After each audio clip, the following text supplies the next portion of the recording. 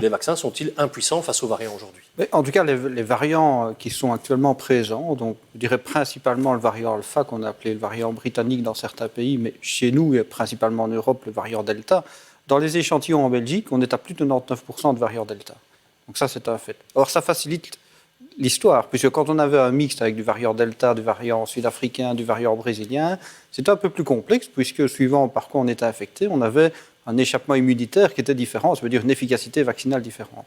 Ici, ce qui est assez remarquable, c'est que sur le variant delta, les vaccins sont efficaces sur les formes sévères encore à plus de 80%, y compris après 5-6 mois. Par contre, on peut encore augmenter cette efficacité avec la dose de booster. Alors, je ne sais pas répondre pour le prochain variant, je ne sais pas répondre pour le variant qui arrivera encore, mais le fait qu'on conserve une efficacité vaccinale sur des variants qui sont quand même assez différents donne quand même une bonne idée de la capacité de ces vaccins à avoir une efficacité assez large, et je crois que ça, c'est important. Alors, ce qu'il faut aussi faire remarquer, c'est où apparaissent ces variants. Dans les pays où on vaccine peu, et notamment dans les pays où on a pas mal de patients qui sont immunodéprimés, notamment en Afrique du Sud, un risque de sida qui est assez élevé. Et plus une personne va avoir un virus qui va se développer chez elle en grosse quantité parce qu'elle est immunodéprimée ou qu'elle a une charge virale, plus le virus a tendance à muter. Et donc la vaccination réduit automatiquement le risque de mutation en termes de population. Il y a beaucoup de gens qui disent « mais non, c'est pas un vrai vaccin ». Tiens, je reprends un message ici que j'avais reçu. Voilà, puisque je peux contaminer les autres, c'est que c'est pas un vrai vaccin. Qu'est-ce qu'on dit à celles et ceux et qui parfois sont très contre ce produit contre le Covid, ce vaccin contre le Covid, qui ne sont pas nécessairement contre les autres vaccins, mais qui disent ça, non, ça je suis désolé, moi je marche pas, c'est pas un vrai vaccin. Ils ont raison ou ils ont tort? C'est pas blanc ou noir, donc c'est clair que c'est pas à 100% de réduction des formes graves, c'est pas à 100% de réduction de la transmission, mais c'est quand même pas mal. Et pour d'autres vaccins, est-ce que c'est le cas? Par exemple, pour la grippe, est-ce que, une fois qu'on est vacciné contre la grippe... Bien sûr que non, le vaccin contre la grippe est moins efficace dans les études cliniques que ne l'est les vaccins que nous avons eus avec la Covid, qui furent une surprise, une formidable surprise dans cette mouise au sein de laquelle nous étions. Donc beaucoup de vaccins sont moins efficaces, certains vaccins ne sont pas du tout efficaces sur la transmission, donc le mot vaccin peut s'appliquer à des tas de choses différentes, et je pense que celui-ci, certes, on préfère toujours que les choses se passent beaucoup mieux, comme quand une équipe de foot, pourtant bien entraînée, n'a pas gagné, tout le monde est triste, mais ça, voilà, je crois quand même que ça n'a pas mal fait son job, et surtout la troisième dose, me semble-t-il, remet les pendules à l'heure avec des chiffres qui, a priori, sont les mêmes que ceux que nous avons eus dans les semaines qui ont suivi la deuxième dose, y compris contre les variants Delta. Mais je retiens, et ça c'est important parce qu'on a été beaucoup interrogé là-dessus, donc attention, vacciné contre la grippe, vous pouvez encore être contaminé par la grippe et vous pouvez continuer à transmettre la grippe. Bien sûr, bien sûr. Mais attention, là, au niveau de la grippe, vous transmettrez moins. Pour la grippe également. C'est pour ça qu'on recommande la vaccination contre la grippe au personnel soignant. On n'a pas attendu le Covid pour se poser ces questions-là. Donc, on a une réduction nette de la transmission, mais ce n'est pas zéro. Comme beaucoup de choses dans la vie, ce n'est pas totalement blanc ou noir. À propos justement de cette phase expérimentale, du fait qu'on aurait été très vite, trop vite pour beaucoup, les vaccins ont-ils des effets secondaires à court ou à long terme? Est-ce que ces craintes sur les effets à long terme sont fondées, M. Van Damme? Disons que les effets secondaires, il y en a, et ils sont rares. Donc ça, je pense qu'on sait très bien qu'ils ont été rapportés. Les agences dans les différents pays, comme en Belgique, suivent justement ce rapportage des effets secondaires. Donc ce n'est pas qu'on les cache, ils sont observés, ils sont calculés. Et on fait justement la balance entre la valeur ajoutée de la vaccination d'une part et la possibilité d'avoir des effets secondaires très rares. Et quand on en voit, je pense par exemple à une myocardite, c'est souvent en déant d'1 ou 2 ou même 4 semaines après la vaccination. Donc ça veut dire à court terme, on va voir cette relation éventuelle myocardite, entre un peut-être effet... expliquer ce que c'est rapidement. Donc c'est quelque chose qui devrait arriver très très vite, mais pas dans 5-6 ans après une vaccination. Absolument, et je connais personnellement pas avec les vaccins qui sont sur le marché des effets secondaires ou des effets graves à long terme. Donc je pense que ça c'est quand même très important si on regarde l'hépatite B, si on regarde la vaccination contre la polio, contre justement la diphtérie, on ne voit pas d'effets secondaires après 10 ans, 15 ans, 20 ans. Et ici on est sûr que ce sera pareil? Ou est-ce qu'on n'est pas tout à fait sûr quand même? Le procédé de fabriquer un vaccin est comparable, je dirais, avec maintenant les méthodes très modernes. Donc là, on est rassuré que si on voit quelque chose, ce sera en déant de 1 ou 2 mois. Si c'est une réaction, disons, anaphylactique, une réaction du système immunitaire allergique, ça sera immédiat.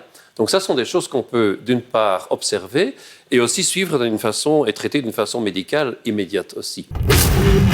Quels sont les risques pour les femmes enceintes ou celles qui veulent des enfants? Michel Mouchen, on commence par les femmes enceintes.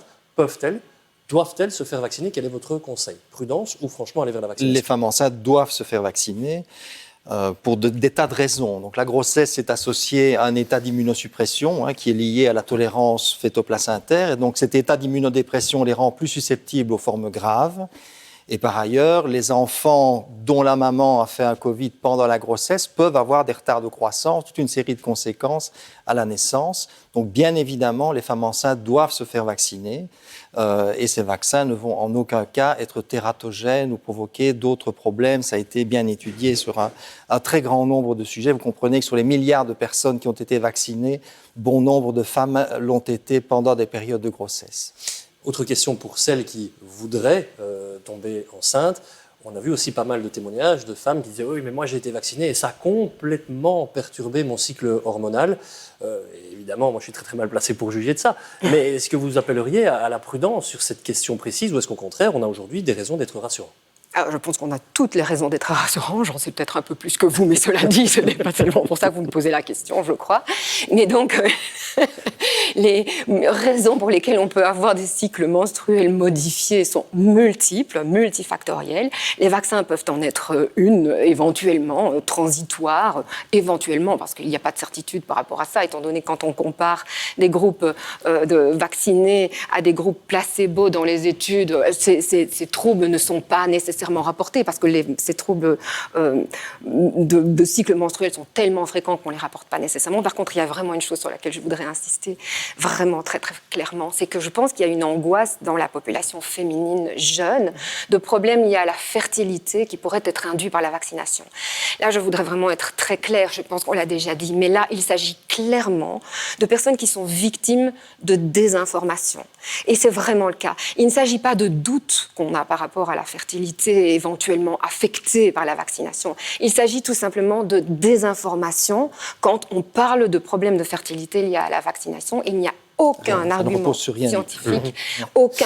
scientifique qui permette de suggérer que la vaccination induise des problèmes de fertilité. Beaucoup de critiques, et on ne va pas les cacher, sur l'industrie pharmaceutique. On arrive à un morceau qu'on ne voulait pas éviter, soyons très clairs. Faut-il se méfier de l'industrie pharmaceutique? C'est un gros point, avec parfois un certain sentiment d'opacité. C'est bien beau de nous dire, nous dit Sullivan, c'est bien beau de nous dire de se faire vacciner, mais où est la responsabilité après l'injection en cas d'effet secondaire? Autre message, celui de Sylvain. Pas de vaccination si les laboratoires se déchargent de leurs responsabilités en cas de complications avec un vaccin expérimental, a-t-il mis à la fin de sa déclaration. Jean-Michel Donnier, est-ce que c'est vrai qu'en cas de problème de santé à la suite d'un vaccin et que ce problème serait avéré, on ne sait pas vers qui se tourner? Les États, les entreprises pharmaceutiques, ou est-ce qu'au contraire, on sait clairement ce qu'on doit faire et ce qu'on peut faire?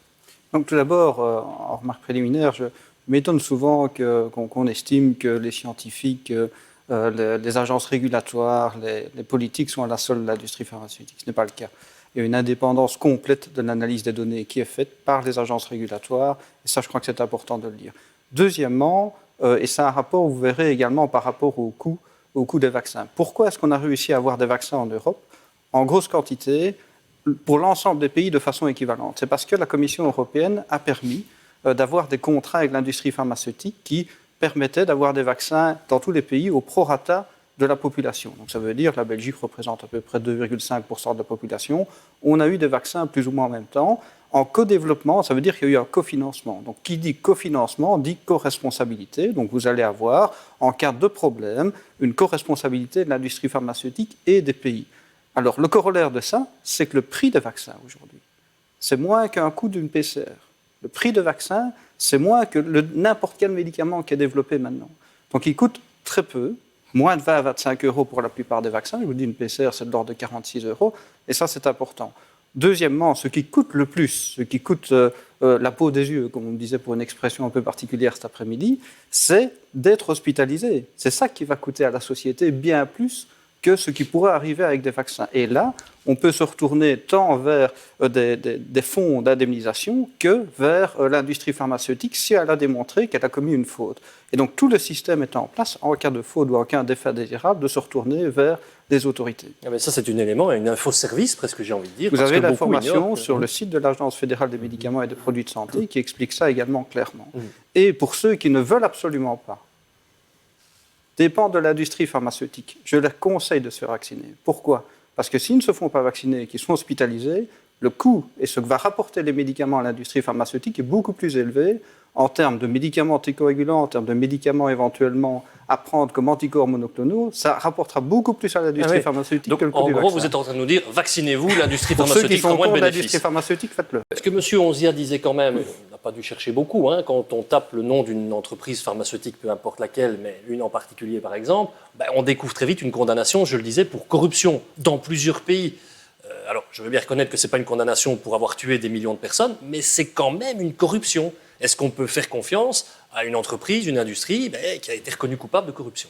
Si l'industrie développe les vaccins, si l'industrie fait l'étude clinique la plus importante, d'efficacité ou de sécurité, une fois que le vaccin est sur le marché, aujourd'hui, on a plus d'une centaine d'études tout à fait indépendantes qui sont faites. Prenez Sciensano en Belgique. Sciensano ne travaille pas avec l'industrie pharmaceutique, c'est elle qui fournit les données d'efficacité, qui donne les données d'efficacité dans le pays, la perte d'efficacité, et c'est l'OMS, c'est l'Agence européenne des médicaments, c'est chacun